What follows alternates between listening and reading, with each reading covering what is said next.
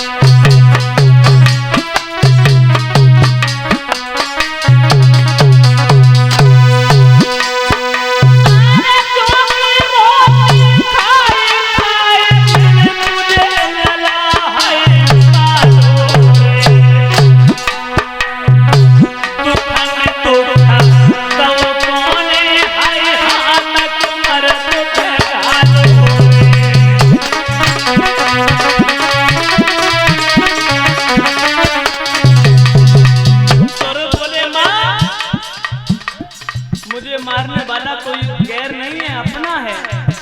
दोरो बोले माँ आज भैया उत्तम के साथ खेलता हुआ पिता के राज दरबार में पहुंचा। मेरे बाबुल ने मुझे गोद में उठाया, प्यार दिया, लेकिन मौसी नांगन बन गई। मैया सुनो, बबुला ने मोई उठाई गोद बैठारो, मौसी ने पकड़ो हाथ ढकेला मारो।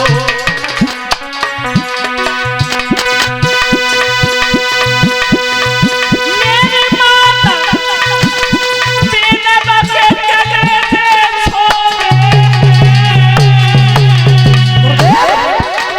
मौसी को तो थमोई नहीं बबुला ने जब से बोले।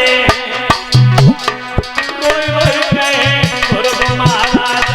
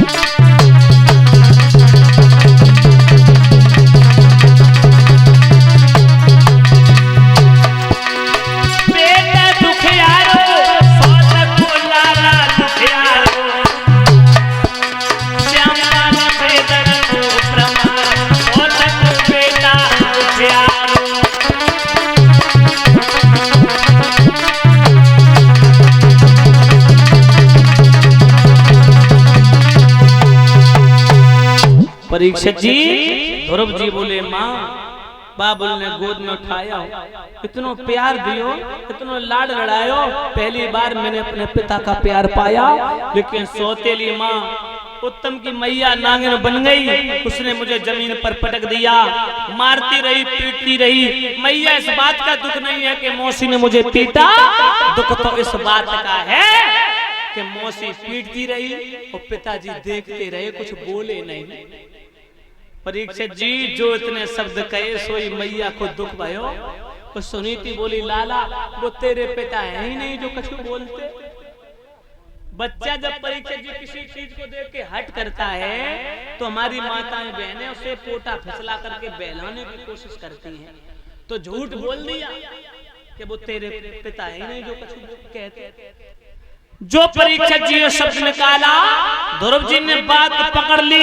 क्या मैया फिर मेरे बबला कहाँ है? तो कहती थी मेरे पिता है। मैया बोली ना ना ना, मैं झूठ बोलती थी, तेरे पिता तो जंगल में रहते। क्या नाम है तेरे पिता का? सुन, नारायण, विष्णु, राम, कृष्ण, अखिलेश्वर, भुवनेश्वर, परम पिता परमात्मा सच्चिदानंद। और वो तेरे पिता नहीं, सारे संसार के पिता है। परीक्षित जी ध्रुव बोले मैया तो मैं अपने बबला की गोद में बैठना चाहता हूँ। वही तो मैं कहूँगा अगर मेरे पिता होते तो कुछ ना कुछ जरूर बोलते, लेकिन अधर्म अन्याय के खिलाफ कुछ बोले ही नहीं। मैया मैं अपने बाबू की गोद में बैठने के लिए जा रहा हूँ, जंगल में अपने पिता की खोज में। उसी समय मैया बोली बेटा तेरी उम्र 5 बरस की है, कोई शेर, चीता, भालू, भेड़िया, अजगर खा जाएगा, जंगली जानवर तुझे खा जाएगा, इसीलिए मत जा, जब बड़ा हो जाएगा तब जाना। ध्रुव जी बोले माँ मैं बड़ो हैगा, अब तो तुम को आज्ञा दे, मैं अपने बाबुल की खोज में जाऊंगा, मैं मानूंगा नहीं किसी की बात। अम्मा मैं संकल्प लेता हूँ अगर तू आज्ञा नहीं देगी तो तेरे आंगन में सर पटक पटक के मर जाऊंगा। जब तक अपने पिता की गोद में नहीं बैठ लूंगा तब तक भोजन की कौन कहे, तेरे आंगन में पानी की एक बूंद अपनी जवान पर नहीं रख सकता।